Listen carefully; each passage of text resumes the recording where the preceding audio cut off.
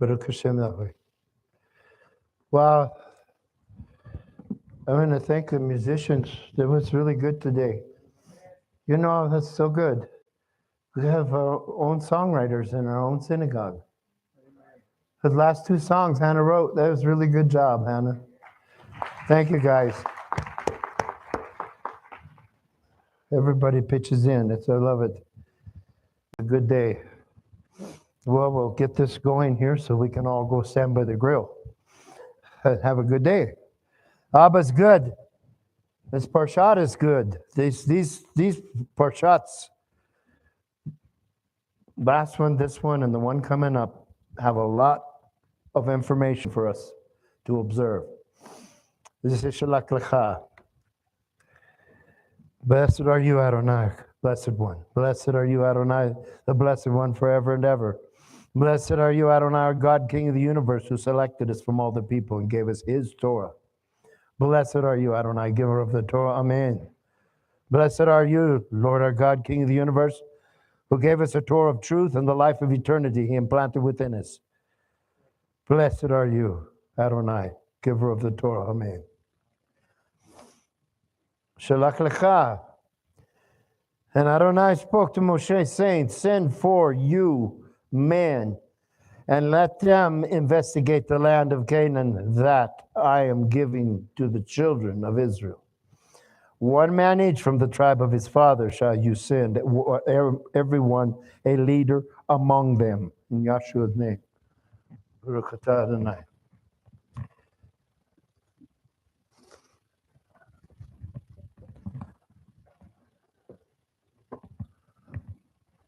וידבר אדוני אל משה לאמור, שלח לך אנשים ויתורו את ארץ כנען, אשר אני נותן לבני ישראל, איש אחד למטה אבותיו, תשלחו כל נשיא בכם, in Yahshua's name, amen. Shalach Lecha, go for yourself. Go for yourself. And as I said last year too, every year on this is very interesting because we have a really good example here of how of reflection, how you can go to a later book and it reflects back and tells part of what was going on. And Shalach Lecha is go for yourself, contains several items of importance, which all seem to stem from the very beginning of this parshat. In chapter 13, God instructs Moses to send out the 12 men to explore the land. And in chapter 14, Israel refuses to enter the land due to the bad report. There is a rebellion of the people for which Moshe intercedes, sparing their immediate death, but not the death sentence of dying in the wilderness, and a pathetic invasion attempt without the instructions coming from God. In chapter 15, there are the laws concerning the drink and the grain offering, where we get the traditional Erev Shabbat Challah, the laws concerning unintentional and presumptuous sins, the penalty for Shabbat breaking, and the laws about the tassels on the garment. At the beginning of this Torah portion, God instructs Moshe to send out 12 men to explore the land. The translators have misinterpreted the Hebrew word here and substitute it as spy. The biblical Hebrew has two verbs that mean to spy, lachpor and leragal, from which we get the word maragalim, spies, plural. Neither of these words appear in this parshat. Instead, 12 times we read the rare verb latur. This verb has been revived in modern Hebrew and means and sounds like to tour. Tayar is a tourist. There is a big difference between a tourist and a spy. The Hebrew word latur means to seek out the good. That is what tourists do. They go to the beautiful, the magnificent, the inspiring. They don't spend their time to find out what is bad.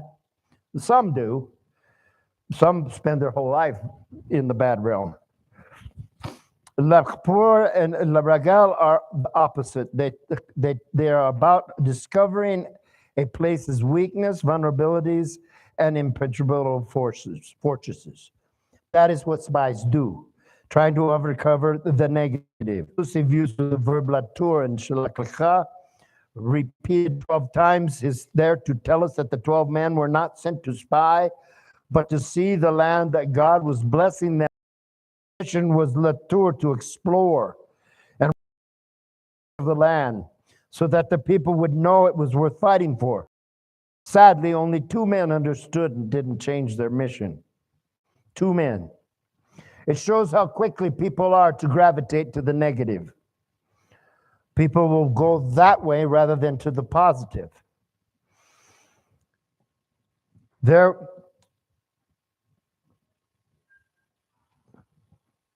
Were the impulse coming from that made the 10 men return with a negative report? Where was the impulse? This can go back to the scripture in Exodus 13. You go back to Exodus, and you can see a picture of the Israelites. God knew their hearts. Exodus 13, 17 through 18. Thank you, Sean.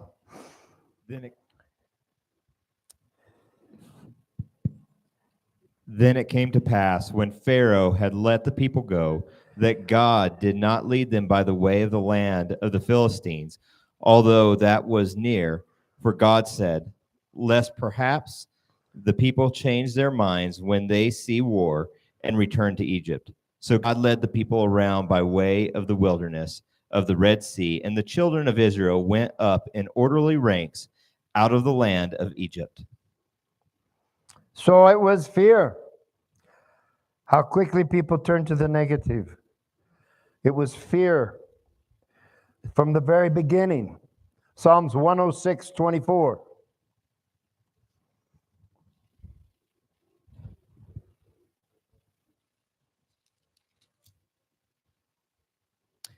Then they despised the pleasant land. They did not believe his word. They did not believe his words, but complained in their tents. For that mission, the Israelites did not need to spy the land, as Moshe said many years later. You did not trust in the Lord your God, who went ahead of you on your journey by fire at night and a cloud by day to search out places for you to camp and to show you the way you should go. That's Deuteronomy 1, 32 to 33. Yet for all that you did not believe the Lord your God, who went in the way before you to search out the place for you to pitch your tents, to show you by the way you should go, in the fire by night and in the cloud by day. And the Lord heard the sound of the word of your words, and was angry, and took an oath, saying, surely not one of these men of this evil generation shall see that good land of which I swore. This negative report brought back from the 10 men caused division and rebellion within the camp. I always wondered when I envisioned them coming back, 2 of those fellas was packing grapes. Big cluster of grapes between the 2 of them. I wonder why did they bother to bring the grapes back if they all didn't want to go back and take the land? I just wondered why. But this negative report brought back by the 10 men caused division and rebellion within the camp. The catalyst to the rebellion resulted in that generation, excluding Caleb and Joshua, dying in the wilderness after wandering for 40 years. Numbers 14, 1 through 4. So all the congregation lifted up their voice and cried, and the people wept. And all the children of Israel explained against Moshe and Aaron. And the whole congregation said to them, if only we had died in the land of Mizraim, or if only we had died in the wilderness. Why has the Lord brought us out of the land to fall by the sword, that our wives and our children should become victims? Would it not be better for us to return to Mizraim? So they said to one another, let us select a leader and return to Mizraim. Oh, this is crazy what they just said. Would it not say, they said, If only we had died in this wilderness. But that's what they wound up doing. That's what they wound up doing. The bad report would have died in its own disgrace if others wouldn't have swallowed the report without first verification of facts. There will always be negative report, but it's up to God's people to remember that it is God who fights the battles. A lot of times people will doubt the leadership. Proverbs 21:28. A false witness shall perish, but the man who hears him will speak endlessly. Romans 16:17 through 18.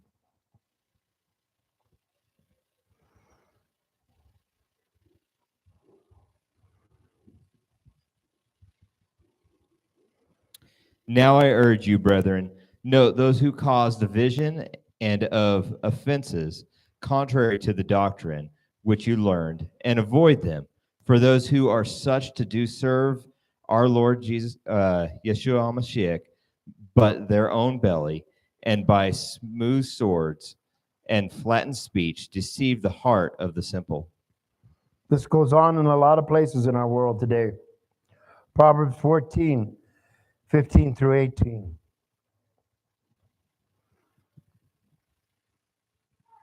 The simple believes every word, but the prudent considers well his steps. A wise man fears and departs from evil, but a fool rages and is self-confident. This parsha continues in chapter 15 with the laws concerning unintentional sin and purposeful sin. It is called presumptuousness. Isn't that what the 10 were guilty of? Eventually they were cut off. Numbers 15:30 through 31. But the person who does anything presumptuous, whether he is native born or a stranger, that one brings reproach on the Lord, and he shall be cut off from amongst his people, because he has despised the word of the Lord and has broken his commandments. That person shall be completely cut off. His guilt shall be upon him. The guilt shall be upon them. Many times people make their own rules. Shalak Lecha ends with the directives for the Shabbat breaking and tzitzits. So often, criticism from non-Torah observant believers stem from this verse 15, Numbers 15:32 to 36. Now, while the children of Yisrael were in the wilderness, they found a man gathering sticks on the Sabbath day. And those who found him gathering sticks brought him to Moshe and Aaron and to all the congregation. They put him under guard because it had not been explained what should be done to him. Then the Lord said to Moshe, the man must surely be put to death. All the congregation shall stone him with stones outside the camp. Through what? So, do we stone people now? No. But this explains how serious it is to God. The Shabbat is very important. First the physical, then the spiritual. Said, no, we don't stone people, but if you find out about the Shabbat and you just poo-poo it and make little of it, you're bringing God's name to nothing. And you're also negating the fourth commandment. So that tends to bring on a spiritual death. You don't grow. Spiritually, you just won't grow because you've cut yourself off. A person disregards Shabbat and they know it's right. They've cut themselves off without anybody cutting them off. They do it to themselves. And then they won't get revelation.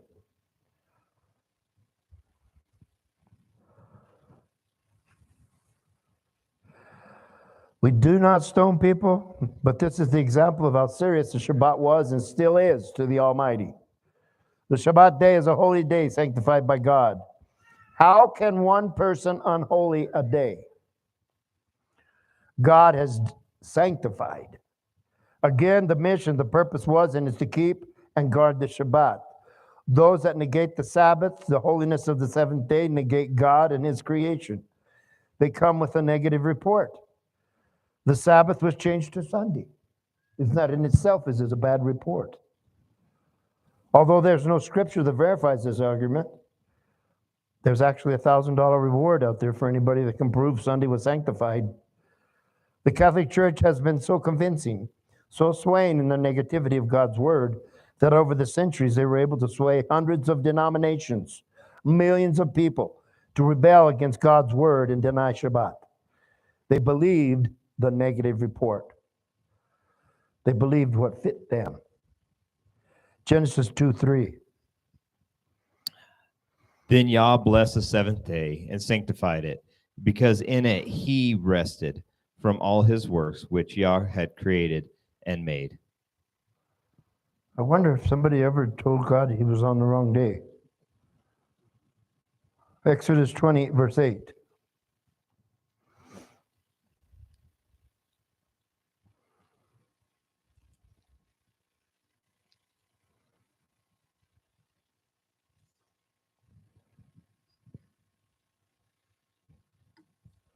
Remember the Sabbath day to keep it holy. 6 days you shall labor and do your work. Isaiah 58, 13 through 14.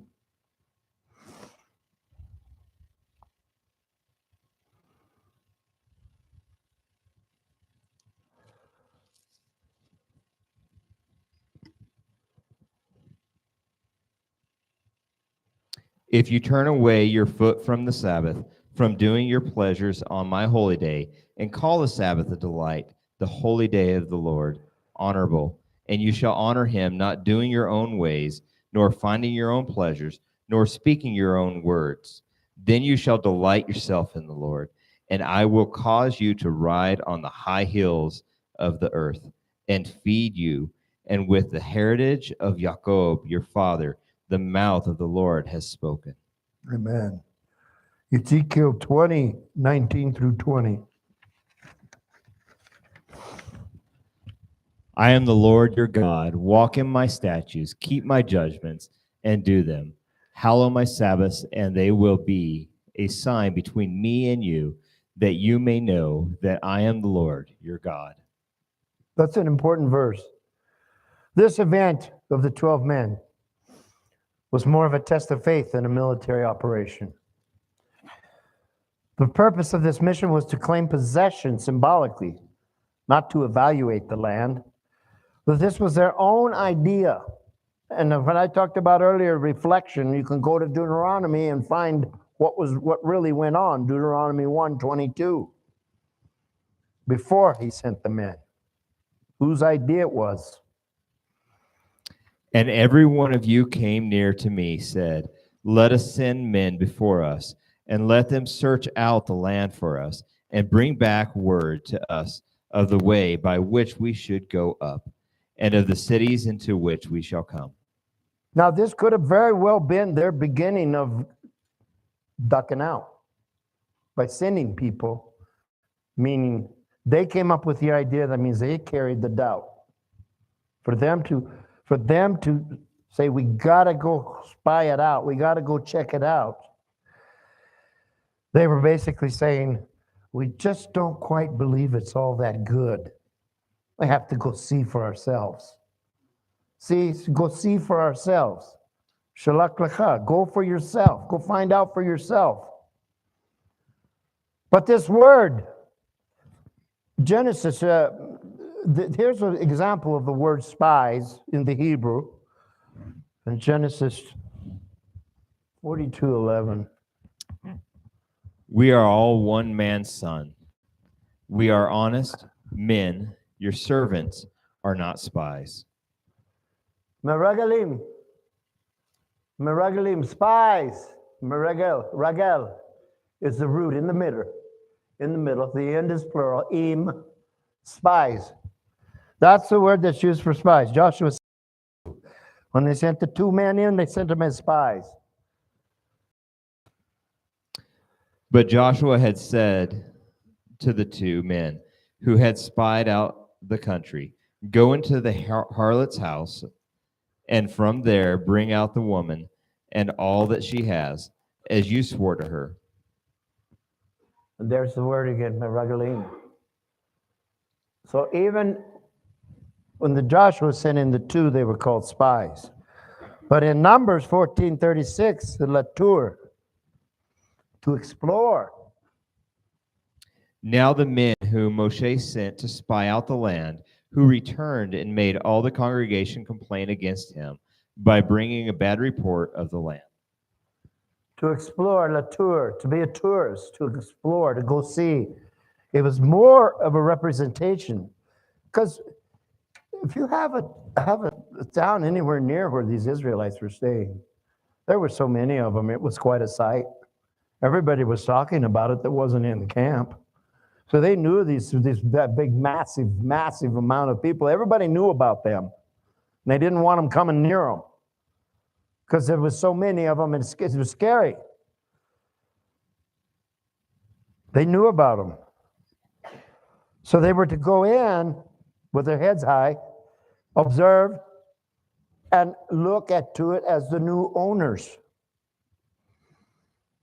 But they said, no, we don't want it. Numbers 14:7, once again, Latour. And they spoke out to the whole congregation of the children of Israel, saying, the land we passed through to spy out is an exceedingly good land. There it is again. It says, which the land that we went through on Shia to explore. To explore, Latour. We have 10 who focused of negativity rather than the 2 who focused on all the good God was about to give them. Shalak lecha, go for yourself. For your own purpose, not mine. The Creator is saying, I have already told you that the land was good and that I swore to give it to you, to Abraham. If a person's looking for the good in all things, they will have a good outlook, right? If somebody looks for the good in all things. Now, this is a very constructive, ethical way to think, because there's a lot of people that are, sure, they come to save the captives. Many people there are more people in one part of captivity that are captive to, and they actually think they're free. But it's the worst form of captivity, and many cannot get out of it. And it's called criticalness. It's habitual. It's ever-consuming. It can grow, and it can render a person immobile spiritually. And it becomes a habitual act to walk in a room and naturally just be presumptuous enough to look for what is wrong. People that do this have a very bad outlook on life, and they're usually fighting depression. They're usually very, very withdrawn inside. They beat themselves up. Criticalness can put a person in a corner by themselves. So it's a part of the captivity that Yeshua came to free people from. And some people just can't come out of it. Looking for the bad is a negative impulse. Looking for the good is constructive. Looking for the good is constructive.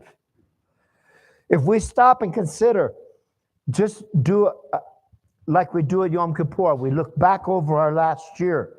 If we were actually to look back over our last year, I'm talking about me now, all the times and the energy I spent on being critical of the government, of believers, of anything, how much time did I waste? That nobody cares. Nobody cares about my criticalness. They don't want to hear it. People, we come here to get edified. We're commanded to edify, ¿verdad? Right? We're commanded to edify. How can I edify somebody if I'm being critical? I'm a dead rat. I'm no good to God if I'm critical. If I go through life looking for something that's going to bug me, there's people like that. They just go through life doing that. And I think, wow, at least I kind of had a happy balance. I tried to counter my criticalness with positiveness right behind it. You know, so I got to have a 50-50 at least. That'll buy me some more criticalness. Wrong. Talking about me. But I know this isn't alive in a lot of people. Explore. Number 13, 31 to 32.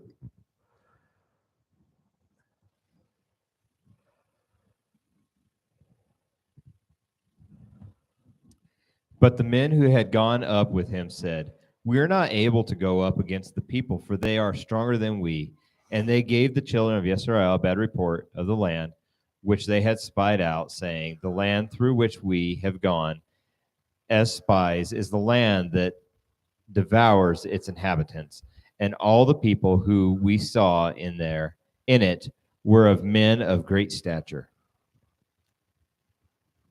They had no idea of even speaking of the God that was leading them. They were focused on people. Did they forget they just crossed the Red Sea? I mean, this is really sad. We see in the Torah here a valuable lesson about people when one presumptive negative thought turns many away. This is very prolific. And we see it in the scriptures. We see what these people decided to do. I guess the grapes didn't get eaten. Dropped them in the dirt and ran and cried. It's crazy. Numbers 13:33 through 14:10. Thank you, Sean, for reading. There we saw the giants, the descendants of Anak came from the giants, and we were like grasshoppers in their own sight, and so we were in their sight. So all the congregation lifted up their voices and cried. The people wept that night, and all the children of Israel complained against Moshe and Aaron. And the whole congregation said to them, "If only we had died in the land of Mizraim, or if only we had died in this wilderness. Why has the Lord brought us to this land to fall by the sword, that our wives and our children should become victims? Would it not be better for us to return to Mizraim?" So they said to one another, "Let us select a leader and return to Mizraim." Then Moshe and Aaron fell on their faces before all the assembly of the congregation of the children of Israel. But Joshua the son of Nun and Caleb the son of Jephunneh, who were among those who had spied out the land, tore their clothes. And they spoke to the congregation of the children of Israel, saying, "The land we passed through to spy out is an exceedingly good land. If the Lord delights in us, then he will bring us into this land and give it to us, a land which flows with milk and honey. Only do not rebel against the Lord, nor fear the people of the land, for they were our bread. Their protection has departed from them, and the Lord is with us. Do not fear them." And all the congregation said to stone them with stones. Now the glory of the Lord appeared in the tabernacle of meetings before all the children of Israel. Do you see how one negative report wasn't even checked out? A negative report turned people to want to stone two people? I mean, this is pretty serious. The Lord said to Moses, "How long will these people reject me? And how long will they not believe me?" This is exactly what they did. They were operating on self. There was no faith at all. It's a very valuable lesson. 1 John 5:19. We know that we are of God, and the whole world lies under the sway of the wicked one. We know we're of God, but the whole world lies under the sway of the wicked one. But when you come into the Torah, you start on a progression of being of God. Very important place to be. We only have so many days to do that. 1 Corinthians 15:33. Do not be deceived. Evil company corrupts good habits. Evil company corrupts good habits. Well, they got corrupted. Then Moshe intercedes for them. After all that, he still intercedes for them. Numbers 14, 11 through 25. Then the Lord said to Moshe, how long will these people reject me? And how long will they believe me with all the signs which I have performed among them? I will strike them with the pestilence and disinherit them, and I will make all the nations greater and mightier than they. And Moshe said to the Lord, then the Mizraims will hear it, for by your might you brought these people up from among them, and they will tell it to the inhabitants of the land. They have heard that you, Lord, are among these people, that you, Lord, are seen face to face, and your cloud stands above them, and you go before them in a pillar of cloud by day and a pillar of fire by night. Now, if you kill these people as one man, then the nations which have heard of your fame will speak, saying, because the Lord was not able to bring this people to the land which he swore to give them, therefore he killed them in the wilderness. And now I pray, let the power of my Lord be great, just as you have spoken, saying, the Lord is long suffering and abundant in mercy, forgiving in iniquity and transgression, but he by no means clears the guilt, visiting the iniquities of the fathers on the children of the third and fourth generation. Pardon the iniquity of the people. I pray accordingly to the greatness of your mercy that you have forgiven this people from Mizraim even unto now. Then the Lord said, I have pardoned according to your word, but truly as I live, all the earth shall be filled with the glory of the Lord, because all of these men who have seen my glory and the signs which I did in Mizraim and in the wilderness, and have put me to the test now these 10 times, and have not heeded my voice, they certainly shall not see the land of which I swore to their fathers, nor shall any of those who reject me see it. But my servant Caleb, because he has a different spirit in him and has followed me fully, I will bring into the land where he went, and his descendants shall inherit it. Now the Amalekites and the Canaanites dwell in the valley. Tomorrow turn and in the valley and turn and move out into the wilderness by the way of the Red Sea. Okay, right here we have a little formula that goes back. Let's go back to Numbers. It says, Numbers 14, 18. The Lord is long-suffering, abundant in mercy, forgiving iniquity and transgression. But he by no means clears the guilty, visiting the iniquity of the fathers on the children to the third and fourth generation. Well, we can see this happened with Israel. We can see the track record. Because not only these ones that were murmuring and complaining, they were left in the wilderness to die. They made them walk in that hot desert until they died. But he said, they have put me to the test now these 10 times. 10 men.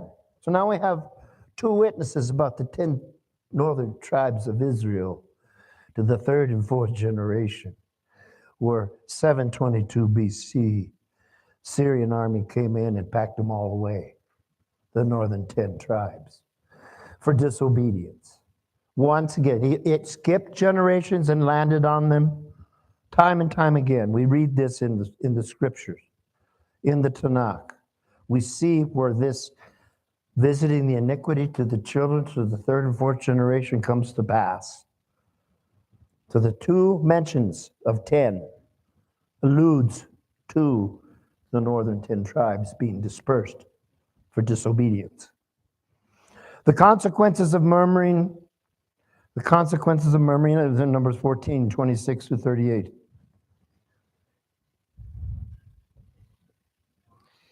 And the Lord spoke to Moshe and Aaron, saying, how long shall I bear with this evil congregations who complain against me? I have heard the complaints which the children of Israel make against me. Say to them, as I live, says the Lord, just as you have spoken in my hearings, so I will do to you.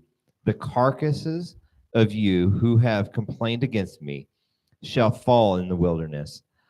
All of you who were numbered according to your entire number, from 20 years old and above, except for Caleb, the son of Jephunneh, and Joshua, the son of Nun. You shall by no means enter the land which I swore I would make you dwell in. But your little ones, whom you said would be victims, I will bring in, and they shall know the land which you have despised. But as for you, your carcasses shall fall in the wilderness, and your sons shall be shepherds in the wilderness 40 years, and bear the brunt of your infidelity until your carcasses are consumed in the wilderness. According to the number of the days in which you spied out the land, 40 days, for each day you shall bear your guilt 1 year, namelessly 40 years, and you shall know my rejection. The Lord have spoken this. I surely do so to all the evil congregations who are gathered together against me in this wilderness. They shall be consumed, and there they shall die. Now the men of Moshe sent to spy out the land, who returned and made all the congregation complain against him by bringing a bad report of the land. Those very men who brought in the evil report about the land died by the plague before the Lord. But Joshua the son of Nun and Caleb the son of Jephunneh remained alive, and the men who went to spy out the land. They died of the plague. This just tells the parts of the people, the character, they just wouldn't stop. They just wouldn't stop. They had to keep on and keep on. He said, so you're gonna be with the rocks and the dirt. You're not going into the land. The consequences were sad. And then the impulsive outcome. Numbers 14, 39 through 45. Then Moshe told these words to the children of Israel, and the people mourned greatly. And they rose early in the morning and went up to the top of the mountain, saying, here we are, and we will go up to the place which the Lord has promised, for we have sinned. And Moshe said, now why do you transgress the commandments of the Lord? For this will not succeed. Do not go up, lest you be defeated by your enemies, for the Lord is among you. For the Amalekites and the Canaanites are there before you, and you shall fall by the sword, because you have turned away from the Lord. The Lord will not be with you. But they presumed to go up to the mountaintop. Nevertheless, neither the ark of the covenant of the Lord nor Moshe departed from the camp. Then the Amalekites and the Canaanites who dwelt in that mountain came down and attacked them and drove them back as far as Hormah. He gave them instructions only to have them instructions totally ignored. They come up with their own rules. It's crazy. The presumptions. Numbers 14:44, it says in Numbers 14:44,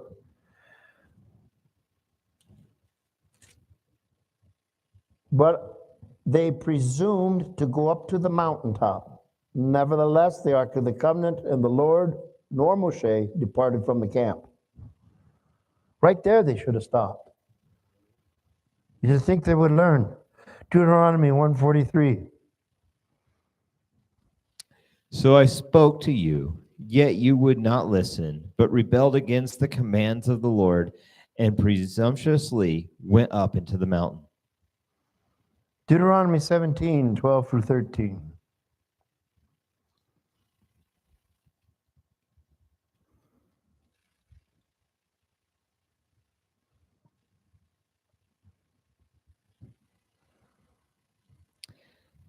Now the man who acts presumptuously and will not heed the priest who stands to our minister, therefore the Lord your God, and the judge, that man shall die. So you shall put away the evil from Israel, and all the people shall hear and fear, and no longer act presumptuously. That is the biggest detriment to the Messianic movement. All the wild cards and all the aggressiveness and presumptuousness, and people they lead to making their own rules, and it drives things into the ground. 2 Peter 2, 9 through 11. Then the Lord knows how to deliver the godly out of the temptation, and to reserve the unjust under presumptuous, under punishment for the day of judgment, and especially those who walk according to the flesh in the lust of uncleanliness and despise authority. They are presumptuous, self-willing. They are not afraid to speak evil of dignitaries. Despise authority, they are presumptuous, self-willed, they make their own rules. Go overtake the land. Oh, no, we can't. So they did not go up. Go take the land. No, we can't do that. We're too scared. And then they turn around and he says, don't go up and fight. They went up and fought. So everything they did was opposite of what they wanted to be done. No wonder they couldn't go into the land. God is not going to allow that. There comes a time when God finally just stops things. And he just did. Go overtake the land. Did we do Numbers 14, 43 through 44? Okay. But no, once again, man makes his own rules about the Torah, but God has his rules. Numbers 15, 14 through 16. And if a stranger dwells with you, or whoever is among you throughout your generations, and would present an offering made by fire, a sweet aroma to the Lord, just as you do, so shall he do. One ordinance shall be for you of the assembly, and for stranger who dwells with you, an ordinance forever throughout your generations. As you are, so shall the stranger be before the Lord. One law and one custom shall be for you and for the stranger who dwells with you. Even this statement right here to this day. Spiritual leaders are presumptuous in Israel with this, and they say, oh, no. No, if you don't know if you're Jewish, you only have to do the Noahide laws. That's not right. That's wrong. That's erroneous. That leads people into confusion. It says one law for everyone, one Torah for everyone. Eradicates confusion and doubt. There is one Torah. All the rules in the Torah apply to all those who are interested in it, that want to live by it. There's no ifs, ands, if you can't prove you're this, then you go by this set of rules. That's slicing and dicing. That's upholding the middle wall of the court of the Gentiles. That's holding that wall up, separating the people out that are wanting in.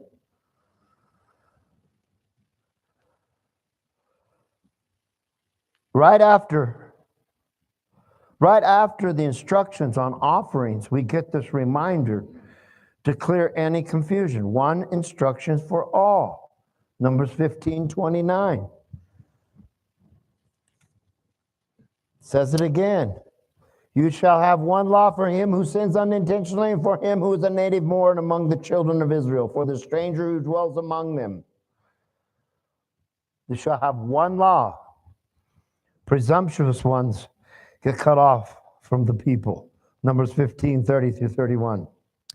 But the person who does anything presumptuously, whether he is native born or a stranger, that one brings reproach on the Lord, and he shall be cut off from among his people, because he has despised the word of the Lord and has broken his commandments.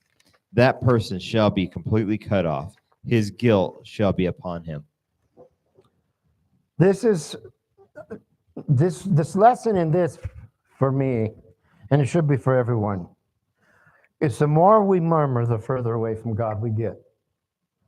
The more we complain, the further away from God we get. Because we're living in a culture right now that is so soft compared to when I was a young man down in Arizona. What I was raised with is not the same people that I see walking the planet today. This is a different culture we got today. People have got too much time, too much convenience, and to a point to where it doesn't take much to bug them. People are getting, you'll see it out there. People get irritated with the slightest things. You know, if they had to really bust up and go eat dirt, it would be different. But I've seen this, and it's kind of eye-opening. It's like each year it gets worse. And God has put us in the path of something. Yeshua. And he wants us to be a shaliach, a talmudim, an ambassador, a representative, an emissary of Adonai and Yeshua, not Debbie Downer. And I've been guilty of that over the years. It's real easy to come into the Messianic movement and then just slip right off into the darkness of, oh, everybody's doomed. Oh boy. And then start picking at people. They should be doing this. They should be doing that. They should be doing this. They should be doing that. That's wrong. We're commanded to edify. We're commanded to edify. That's what we're commanded. And you know, that's the secret to happiness. If you edify, you will be healthier. You'll be happier.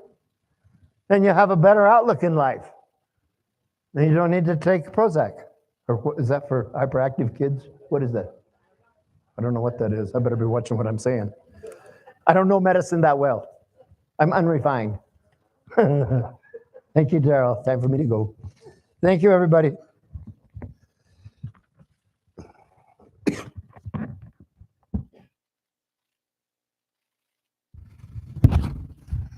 Shabbat shalom, everyone.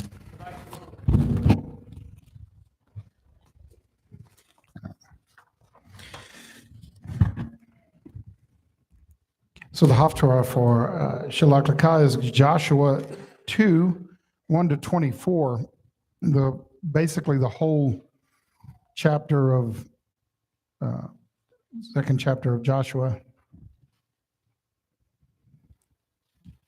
And I'm going to jump into it. I have a lot of notes.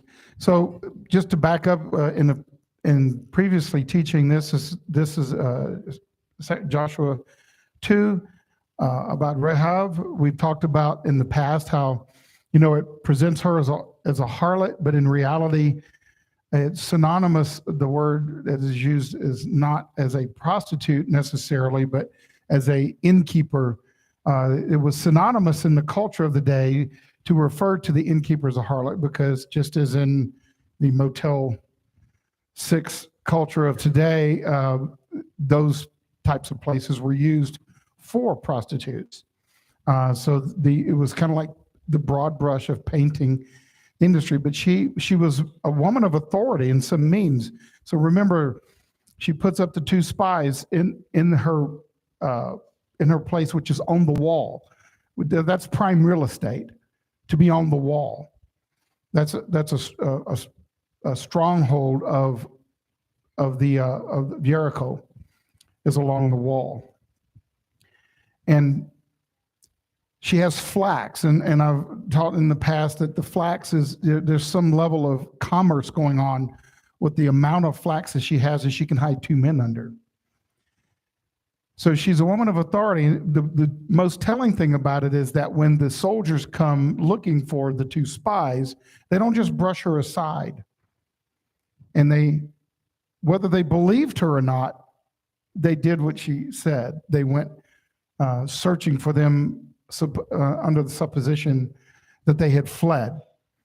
So they just didn't sweep her aside and search her in. They left and went searching for the 2 men, giving her some merit to what she was saying. So just picking up from that, this time around, I want to pick up on her. She turns back goes back up to the roof, and then I want to pick up with her testimony, what she says. We want to break that down. And what she tells these two spies, and the revelation that she gives these two spies, not only exposes the Canaanites that dwelt in the city, but it will expose her heart. And so we'll get right into that. Go for yourself. Joshua 2:8-9 says, before the men lay down, she came up to them on the roof and said to the men, I know that the Lord has given you the land, and that the fear of you has fallen upon us, and that all the inhabitants of the land melt away before you. Melt away. They're faint-hearted. How does she know? How do they all know? Well, because if you go back to Numbers 33, in verse 50 to 51, it says, and the Lord spoke to Moshe in the plains of Moab by the Jordan at Jericho, saying, speak to the people of Israel and say to them, when you pass over the Jordan into the land of Canaan, then you shall drive out all the inhabitants of the land from before you and destroy all their figured stones and destroy all their metal images and demolish all their high places. And you shall take possession of the land and settle it, for I have given you the land to possess. That went out through the whole region a long time before these two spies showed up. So the word is out. The word is in the walled cities along the lower Jordan Valley. And they realize one day there's a reckoning. They know that the Israelites have been delayed 39 plus years, almost 40 years, in taking the cities along the Jordan. But they know that the end of that is coming. They know what the word of God is. It's really interesting that they know. You'll see that the Canaanites remember them crossing the Red Sea, even if the Israelites may have forgotten it. So it goes on to say in Joshua 2:10, for we have heard how the Lord dried up the water of the Red Sea before you when you came out of Egypt. They remembered, even if the Israelites may have forgotten in the time past. They never forgot. It says, and what you did to the two kings of the Amorites. They destroyed the two kings of the Amorites who were beyond the Jordan, to Sihon and Og, when you devoted to destruction. And it says, and as soon as we heard it, our hearts melted. Same word. The word is for faint-hearted is the word namugu or mug in its base form. And it means melted. It means when you've heard the land is melted. You know, that's what it means. They are faint. Their hearts melted. We've all felt that type of fear. Or when somebody says, I regret to inform you. What happens? Your heart melts. You know it is not good news coming on the heels of a statement like that. So it says, and there was no spirit left in any man because of you. For the Lord your God, he is God in the heavens above and on earth beneath. This is extremely revealing about Rahab. For one thing, she is telling them exactly what they need to get, that the people of this Canaanite city of Jericho have no heart for the fight. That's excellent, excellent intelligence. They have no heart for the fight. So much so that there's no spirit left in them. They basically have a citywide depression going on, and they cannot really get together. You know, that's why we prepare for disasters, because if you wait for the disaster to prepare, your mind is not going to be in it. You're going to be exposed to the effects of it, and that will change you. Fear change you. So before I go on, I want to bait you with a couple of aspects. Is fear bad? Is fear useful? Rhetorical question, you don't have to answer. Is one fear good and one fear necessary? I think you're going to see that fear, the denominational world like says, well, God has not given us a spirit of fear. No, fear's bad. I got news for you. There's places he says you fear, be fearful. And we need to be fearful in those times. And you're going to see some of that. We're going to deal with fear. You know, this is a military operation going on here. These two men are basically, they are spies. They are gathering intelligence. And so, you know, one of the things that to overcome fear, we go through training. What is a goal of training? The goal of training is to short circuit your natural response to fear and to practice over and over and over again to program your response that you do not do the three things. And you've heard me say, or there's three things that you can do when you're faced with it. You can flee, or you can freeze, or you can fight. 3 F's. That's the only three choices you have when faced with fear, is to fight, to flee, or to freeze. 2 of those are not good. Only one of them is one of those or a good choice. But also this verse here tells you that something happened, those things that she heard. I'm not going to get too deep into it, but we know this Canaanite culture is pretty wicked. It's really bad. The word has gone out that Jericho is eventually going to be taken. It's going to fall. And this woman is going to be without a nation. But something has happened. I always wonder what happened with Rahab along the way. Well, Israelites were very numerous, and I'm sure they had been in and out of the city of Jericho at times and she's been exposed to Israelites in her life. And maybe there was something there. Maybe there were some good ones that had great testimony that stayed at the end. But clearly her heart has been prepared. But she not only goes back and says that she knows that the city has been given, she's already resigned that they're gonna take the city. She knows in her heart that's what's going to happen.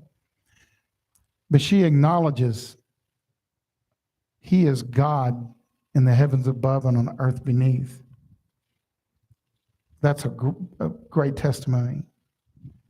Do you think she has any fear of being strung up by this Canaanite army, that's the soldiers that are residing in the city? And yet, she gives this information out. In 2:12 it says, now then, she says, please swear to me by the Lord. She just met these guys and she's already prepared to take an oath by their God. To swear by their God, the God of Abraham, Isaac, and Jacob. And says that she has dealt kindly with them and also will deal kindly with their father's house and give her a sure sign. That you will save alive my father and mother, my brothers and sisters, and all who belong to them, and deliver our lives from death. Do you see a familiar pattern here? Noah and Noah's family in the ark. Not a lot of information about all of Noah's family. We know that when the ark came to rest, that there was some really bad things happened with Noah and his family. I don't know what her father's like, her mother's like, her brother's says. There's not much information in the scriptures. But they end up benefiting from her faith. And we can be like that as well. There's a lot of people in our periphery whose heart may not be in this walk, but they may benefit some way from our faith. And we should always remember that. Who benefits from our belief? We may be the only example of honesty in the face of adversity that anyone may ever have. Because we have people in our society have no problem lying and cheating and everything else. We may be it. And not to mention Sodom, the family that the people that came out of Sodom as well. I want you to getting back to fear, and back in 1 Chronicles 14, it says, and David did as God commanded him. That's important. And they struck down the Philistine army from Gibeon to Gezer.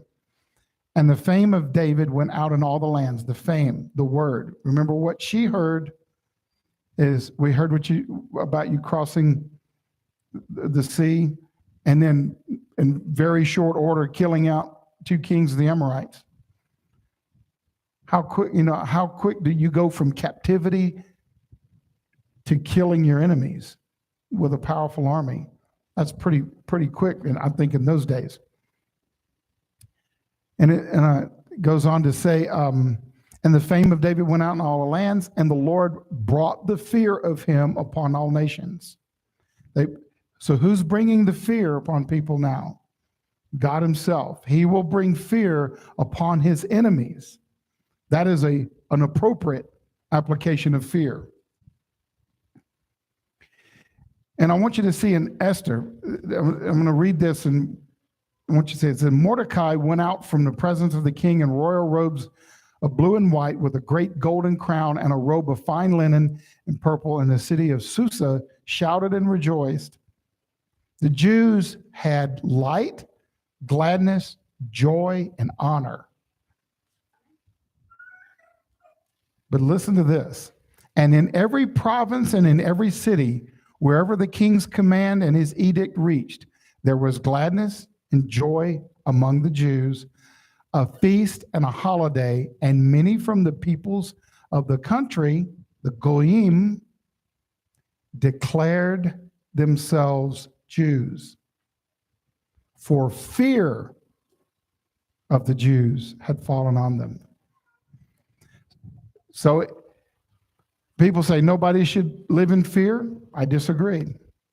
If fear drives you to the throne of God, you should live in fear. So there is a useful purpose for fear. In Ezra, it says in 3:1, it says, when the 7th month came and the children of Israel were in the towns, the people gathered as one man to Jerusalem. Then arose Yeshua. I just taught this, I think, last week about Yeshua. Same name, spelling.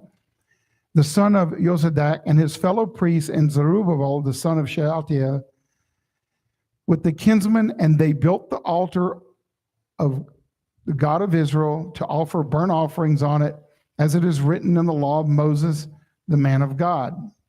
They set the altar in its place. The fear was on them because of the peoples of the land. And they offered burnt offerings on it to the Lord, burnt offerings from morning to evening.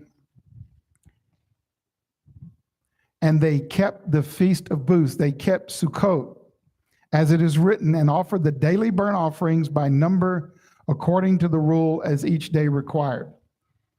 And after that, the regular burnt offerings and the offerings of the new moon and all the appointed feasts of the Lord, and the offerings of everyone who made a freewill offering to the Lord. From the first day of the 7th month, they began to offer burnt offerings to the Lord, but the foundation of the temple of the Lord was not yet laid. So they gave money to the masons, the carpenters, and food and the Sidonians and the Tyrians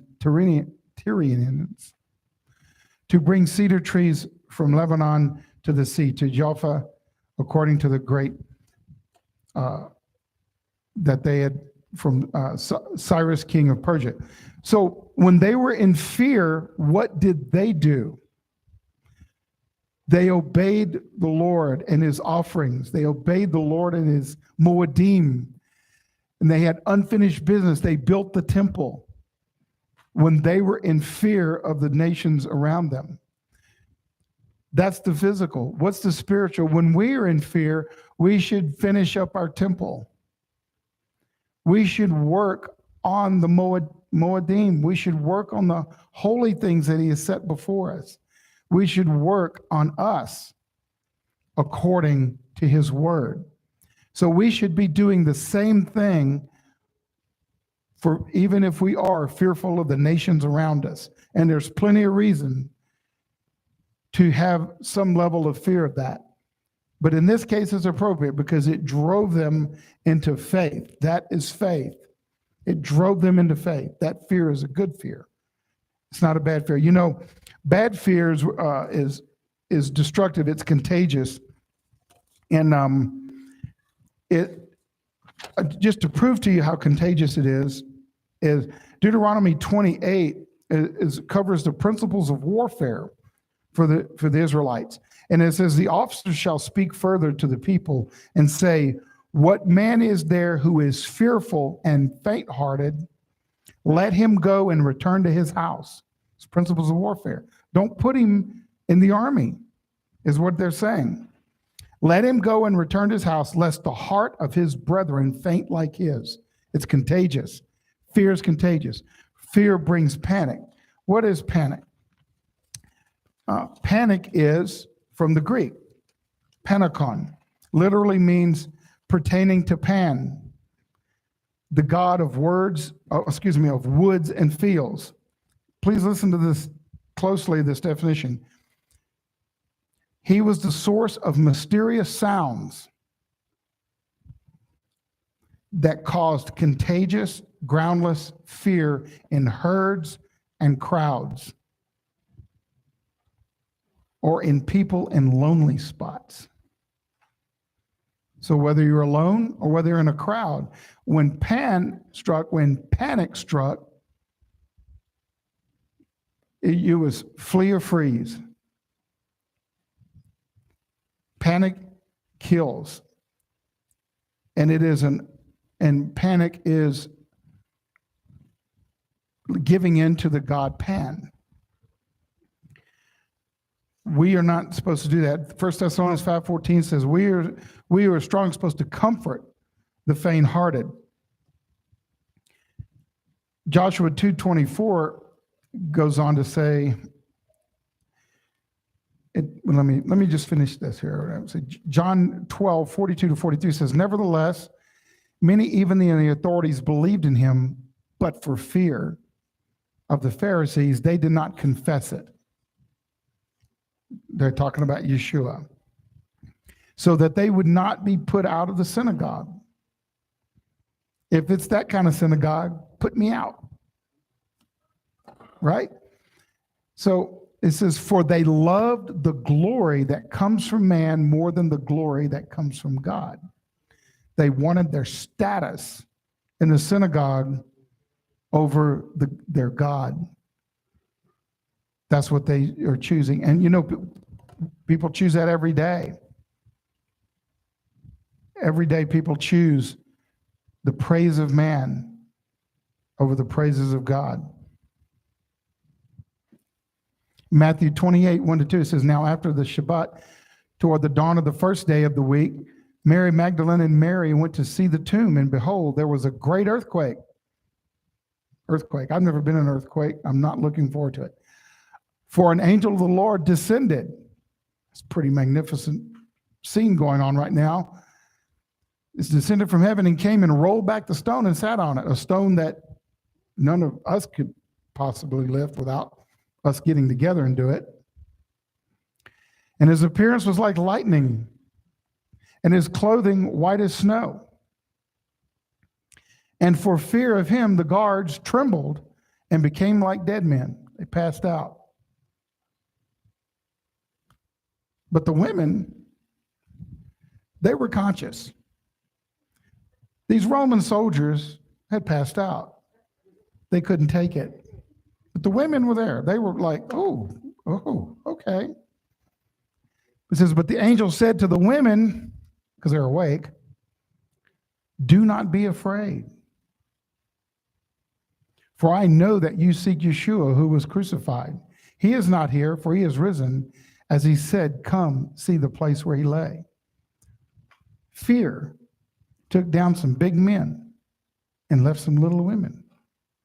So the little women became big women in heart, and the men were just chumps laying on the ground.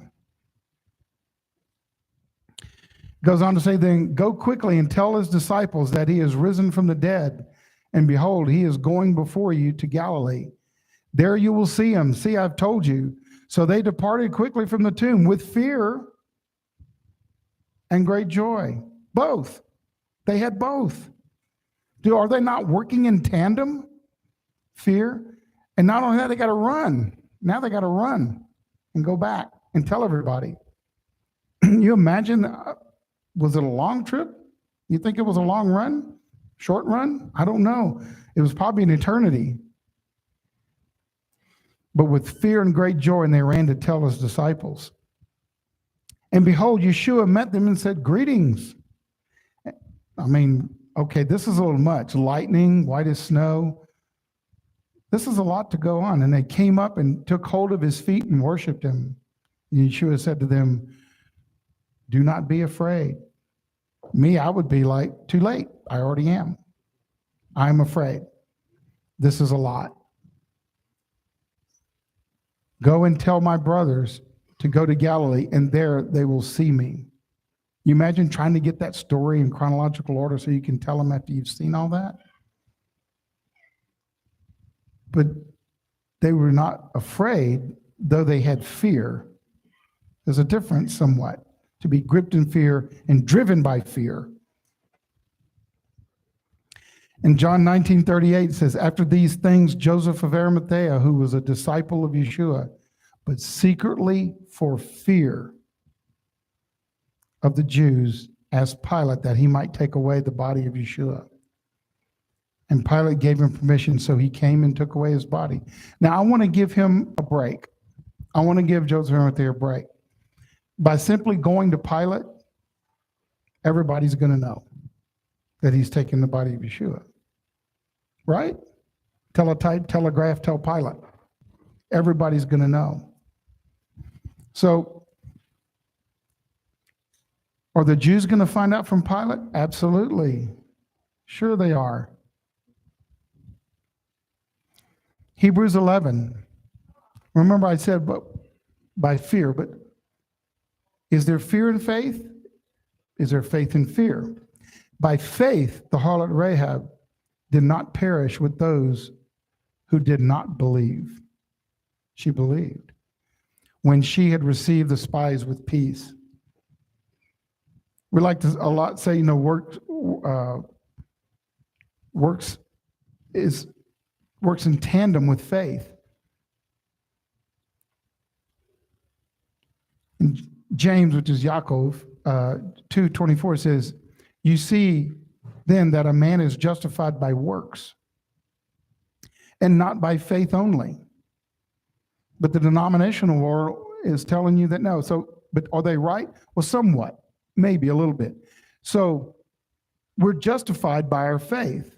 But who is the only one who knows that our faith is true? None of you in here know if my faith is true. The only thing I have is my obedience, that I live out that faith. That is my works. That's how we know. So you have faith on a vertical level, faith on the horizontal level in our obedience. It says, likewise, was not Rahab the harlot also justified by works when she received the messengers and sent them out another way? For as the body without the spirit is dead, so faith without works is dead also. And I want to just break that down. Faith without works is dead also. It is true, we are saved by faith. In that faith are two types of fear. One good fear and one fear that's to be avoided. When we turn away from the living Torah, we are instantly susceptible to the fear of this world. Those mysterious noises from Pan, those things that go bump in the night that grip us in fear, that we're afraid is going to take us or take someone close to us. It's going to harm us. That is baseless fear. But when we look into the Torah, we should have fear because we're looking into the face of the holy magnificent creator of the universe. And to have fear is very appropriate in looking in the face of God. Think of Moshe, what he must have experienced in Sinai. I'm sure at some point he says, I'm going to die. I'm going to die. I'm going to look and I'm going to die. But the Lord spared him, the Lord himself. In Joel 3:16, I'm going to leave you with this. It says, the Lord will roar from Zion. That's a noise. He's going to roar. And he will utter his voice from Jerusalem. The heavens and the earth will shake. But the Lord will be a shelter for his people and the strength of the children of Israel. So we're going to feel the rumbling. We're going to hear the noise. But we're going to understand where our shelter is. We're going to have fear, but the world is going to panic. And those who have faked their faith will be among those panicking. We pray that all of our faith that we have, all among you and everyone and your loved ones, is true. And may we speak life into each other every day. Shabbat shalom. Thank you very much.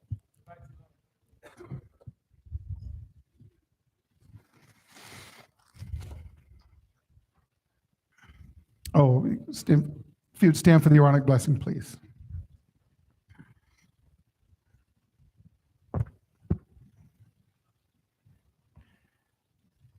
Yivarekha Adonai ve'yishmerecha.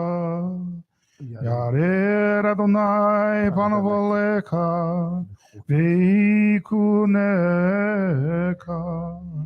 Yisa Adonai panav ve'asim lecha. Shalom. May the Lord bless you and keep you. May the Lord make his face shine upon you and be gracious to you. May the Lord lift up his countenance upon you and give you peace.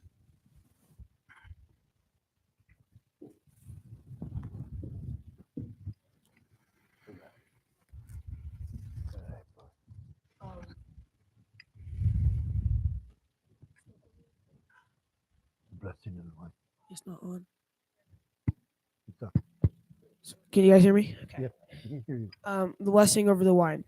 Baruch atah Adonai Eloheinu melech haolam borei b'yagafen. Amen. Amen. Blessed are you, O Lord our God, King of the universe, creator of the fruit of the vine. Blessing over the bread. Baruch atah Adonai Eloheinu melech haolam hamotzi lechamin haaretz. Amen. Blessed are you, O Lord our God, King of the universe, who brings forth bread from the earth. And the blessing over all kinds of foods. Baruch atah Adonai Eloheinu melech haolam borei minei mezonot. Amen. Blessed are you, O Lord our God, King of the universe, creator of all kinds of foods. Shabbat shalom. Shabbat shalom.